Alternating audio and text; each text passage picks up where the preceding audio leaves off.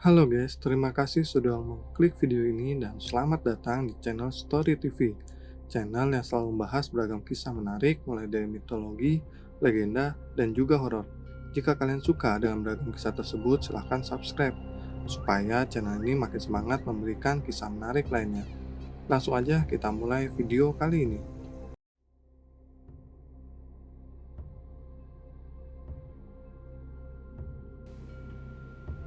Pada video kali ini, saya akan membahas cerita yang melegenda dari Jepang dan sudah banyak dikenal di banyak negara, begitupun di Indonesia sendiri. Cerita ini adalah tentang sekelompok prajurit kelas elit di negara Jepang. Prajurit itu dikenal dengan nama samurai atau biasa disebut dengan bushi ataupun buke dalam bahasa Jepang. Dan mungkin kalian sudah tidak asing dengan pembahasan kali ini, apalagi buat kalian yang pernah menonton film dengan judul Samurai X. Samurai sendiri adalah prajurit yang muncul pada abad pertengahan dan juga pramodern Jepang, dan semakin lama semakin berkembang menjadi pemimpin kelas militer pada saat zaman Edo, atau pada saat sekitar tahun 1603 hingga 1867. Asal-usul dari samurai sendiri bermula saat zaman Heian, yaitu sekitar abad ke-8 dan awal abad ke-9, untuk menaklukkan penduduk emisi di wilayah Tohoku. Dan pada tahun 781 hingga 806, masa pemerintahan Kaisar Kanmu, diperkenalkan gelar shogun, yaitu orang yang mengandalkan prajurit dari sebuah klan regional yang kuat untuk menaklukkan emisi. Dan sejak saat itulah, klan dianggap kuat terus berkembang dan melampaui aristokrasi tradisional. Pada zaman Edo, sebutan yang lebih sering digunakan untuk prajurit ini adalah bushi, atau berarti orang yang bersenjata pada awal abad ke-10. Tapi walau bagaimanapun, istilah samurai sendiri digunakan sebagai sebutan para prajurit elit dari kaum bangsawan saat itu. Ada beberapa jenis samurai yang biasa dikenal oleh orang-orang, yaitu yang pertama, samurai daimyo, yang melakukan pekerjaan seperti seorang majikan. Ada juga yang kedua sebutan ronin, yaitu seorang samurai yang tidak lagi memiliki tuan untuk diikuti. Biasanya sih ronin dikatakan sebagai pendekar pengelana atau penjelajah. Dan samurai yang ketiga adalah yang bertugas di daerah Han, biasa disebut dengan hanshi. Karena samurai merupakan prajurit elit pada masa itu, maka para samurai dituntut untuk memiliki kesopanan dan juga terpelajar. Dan pada masa Shogun Tokugawa Ieyasu, samurai berangsur-angsur kehilangan fungsi tentara militer mereka. Dan pada era sebelum Tokugawa, biasanya samurai ini digambarkan sebagai seorang kaki tangan untuk daimyo. Dan pedang yang mereka bawa hanya sebagai simbolis adat istiadat Jepang saja. Samurai yang kita kenal mungkin hanya ditampilkan sebagai orang yang hanya mampu menggunakan pedang saja kan? Ternyata, pernyataan itu tidaklah benar ataupun tidaklah salah juga, karena sebenarnya samurai juga mampu menggunakan beberapa macam senjata lain selain katana. Tetapi bedanya, pedang katana lebih identik, digambarkan sebagai senjata utama para samurai ketimbang senjata lainnya. Karena dalam Bushido sendiri, yang memiliki arti kode etik satria golongan samurai, diajarkan tuh bahwa katana sebenarnya adalah roh dari samurai itu sendiri. Dan terkadang digambarkan bahwa seorang samurai sangat bergantung pada katana saat berada pada medan pertempuran. Mereka percaya jika pedang katana sendiri sangatlah penting sebagai tanda kehormatan, atau bisa juga dalam kehidupan mereka sendiri. Dulunya di Jepang itu, sebutan katana bukanlah sebuah sebutan untuk pedang, melainkan mereka dulu menyebutnya dengan sebutan tachi atau ujigatana dalam masa Kamakura, sekitar tahun 1185 hingga 1333. Dulunya pedang ini juga biasa disebut dengan Chokuto, yaitu pedang yang lurus, lebih ramping dan juga ukurannya lebih kecil oleh para prajurit abad pertengahan. Tapi menurut cerita sejarah Jepang, saat teknik pembuatan pedang semakin berkembang, samurai juga beralih ke pedang yang melengkung. dan semakin berkembang hingga sampai ke saat di mana orang pada masa itu mulai menyebutnya sebagai pedang katana. Katana sendiri merupakan senjata paling ikonik dan melambangkan dari diri seorang samurai. Dan diceritakan bahwa setiap samurai selalu memberi nama pedang yang mereka gunakan. Karena bagi samurai, pedang itu merupakan sebagian dari jiwa mereka. Ada sebuah upacara unik mengenai legenda samurai, yaitu jika seorang anak sudah mencapai usia 13 tahun, ada sebuah upacara yang biasa disebut dengan nama Genpuku, yaitu peresmian anak yang dianggap sudah cukup dewasa dari seorang anak kalangan samurai yang ada di Jepang pada masa itu. Anak yang mengikuti proses upacara ini akan mendapatkan suatu benda yang biasa disebut dengan wakizashi, dan sebuah nama dewasa untuk menjadi seorang samurai secara resmi. Wakizashi sendiri berbentuk seperti sebuah pedang layaknya katana, merupakan senjata tradisional Jepang yang memiliki panjang sekitar 30 sampai 60 cm. Bentuknya benar-benar mirip seperti katana, hanya ukurannya saja yang lebih pendek dan juga lebih kecil. Tujuan dari upacara ini adalah sang anak diberikan hak untuk lebih mengenal katana itu sendiri, karena dia merupakan penerus dari klan samurai selanjutnya. Tapi meskipun begitu, biasanya pedang wakizashi diikat dengan sebuah benang, agar ketika dalam pelatihan atau mencoba menggunakannya, sang anak tidak tertusuk oleh pedangnya sendiri akibat kesalahannya. Wakizashi dipercaya merupakan pasangan dari pedang katana dan biasa dikenal dengan sebutan Daisho, dan memiliki arti besar dan kecil. Jadi kalian jangan heran jika sering melihat samurai membawa dua pedang, yang satu berukuran besar dan satunya kecil.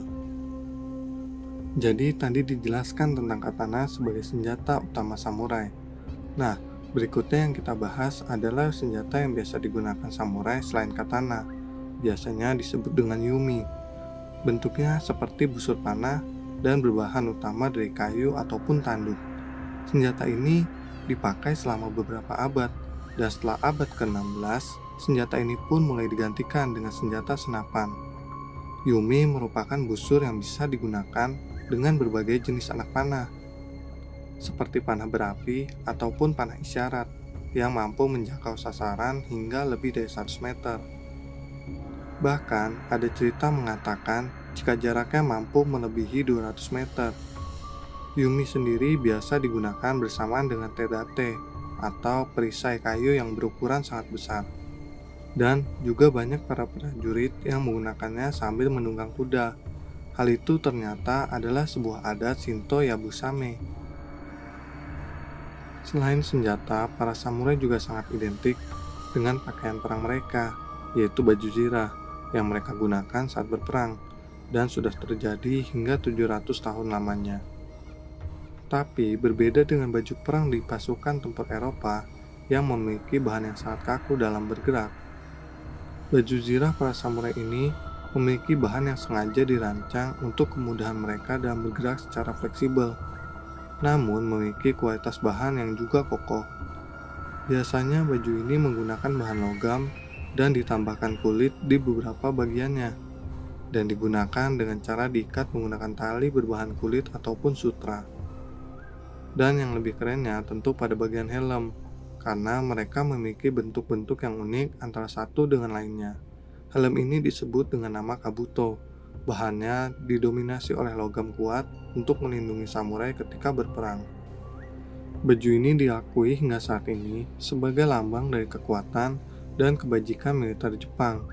Baju ini sangatlah memiliki kerumitan tingkat tinggi dalam proses pembuatannya. Apalagi ada beberapa samurai yang memiliki ciri khas tersendiri untuk menampilkan dirinya meski dalam baju zirah. Konon hal itu dilakukan supaya membuat musuh di hadapan mereka tahu siapa yang mereka hadapi hanya dengan melihat kostum yang sedang digunakan, dan juga sebagai bukti kesetiaan para samurai. Helm ini biasanya digabungkan dengan sebuah topeng dan bentuknya seperti setan ataupun roh. Biasanya untuk satu jenis baju zirah dibutuhkan waktu berbulan-bulan untuk membuat dan menyelesaikannya, karena tiap elemen pada baju ini sangatlah penting dan dipersonalisasikan dengan si pemakai.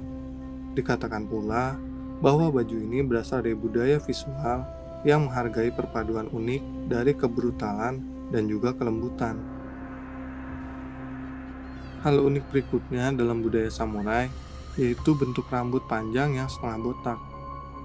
Model ini biasa dikenal dengan nama chonmage. Bentuk ini biasanya menampilkan bentuk rambut bagian atas botak dan sisa rambut panjang lainnya diikat ke atas. Model ini pertama kali dikenal pada saat era Nara dan diikuti oleh hanya para samurai kala itu. Hal itu menjadikan sebuah pernyataan bahwa chonmage adalah lambang dari samurai itu sendiri. Padahal sebenarnya model ini sah-sah saja jika diikuti oleh semua rakyat kala itu. Selain itu, chonmage dikatakan sebagai simbol status sosial mereka.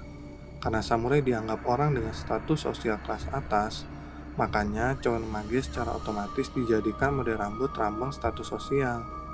Mungkin di era yang sekarang semakin modern, gaya ini terlihat sangat kuno. Tapi sebenarnya kalian masih bisa melihat model rambut ini loh, yaitu ketika kalian menonton sebuah pertandingan sumo. Tapi para pesumo tidaklah membotakan rambutnya seperti para samurai era dulu. Pada era samurai, ada beberapa tokoh yang melegenda dan bahkan hingga diadaptasi ke dalam film maupun video game sebagai bentuk apresiasi akan kepopuleran tokoh tersebut di Jepang bahkan dunia. Beberapa samurai tersebut antara lain seperti Shigen Takeda. Dia hidup pada tahun 1521 sampai 1573. Yang kedua ada nama Yusegi Kenshin. Dia hidup antara tahun 1530 hingga 1578. Dikatakan jika Kenshin merupakan salah satu lawan dari Shigen Takeda dan mampu memberikan perlawanan yang cukup hebat dalam pertempuran. Lalu ada nama Sanada Yukimura yang hidup sekitar tahun 1567 hingga 1615. Lalu ada juga Date Masamune yang hidup antara tahun 1567 hingga 1636. Dua tokoh ini biasanya sudah banyak dikenal oleh banyak orang karena cerita yang melegenda dan juga sering ditampilkan dalam serial film ataupun video game. Sebagian orang mungkin beranggapan jika seorang samurai yang kuat hanyalah dari kaum pria saja. Tapi kalian harus tahu, tidak sedikit wanita Jepang kala itu yang juga bergelar samurai. Karena pada zaman feodal Jepang atau zaman jatuhnya para shogun, wanita juga mendapatkan pelajaran seni bela diri dan juga taktik bertempur sama seperti para samurai lainnya. Dan ternyata samurai wanita juga ikut bertempur bersama dalam satu pertempuran. Para samurai wanita biasa disebut dengan onna bogeisha. Senjata yang biasa digunakan oleh samurai wanita dikatakan berjenis tombak dengan bentuk bilah melengkung dan memiliki beban cukup ringan dan disebut dengan naginata. Dalam sejarah Jepang diceritakan jika ada salah seorang samurai yang terkuat dengan nama Tomoe Gozen. Dikatakan jika Tomoe hidup pada era Heian sampai Kamakura, sekitar pada tahun 1157 hingga 1247. Dia seringkali disamakan dengan 100 prajurit bersenjata, karena kemampuan dari Tomoe ini sangatlah luar biasa dalam berperang.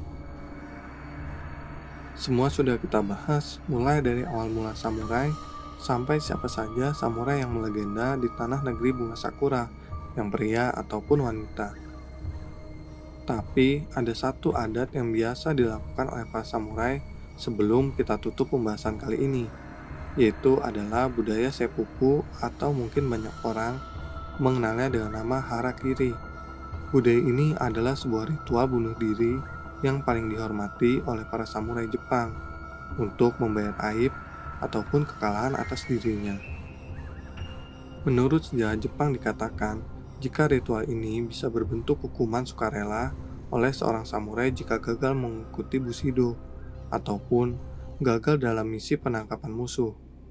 Ritual ini biasanya seringkali digambarkan dengan samurai yang mengambil sebilah pisau, lalu ditusukkanlah pisau itu ke dirinya sendiri dan digerakkan dari kiri ke kanan hingga isi perutnya keluar berlumuran darah. Dan orang terdekat ataupun seorang pelayan dari samurai yang menjalani ritual ini akan mulai memenggal kepalanya sebagai penutupan dari ritual ini. Itulah pembahasan kisah samurai yang melegenda di tanah Jepang. Ada nggak nih tokoh samurai yang teman-teman favoritkan? Tulis di kolom komentar ya. Mohon maaf jika ada kesalahan dalam membacakan cerita ataupun hal lainnya. Jika ada saran ataupun request video selanjutnya, kalian bisa tulis di kolom komentar ya.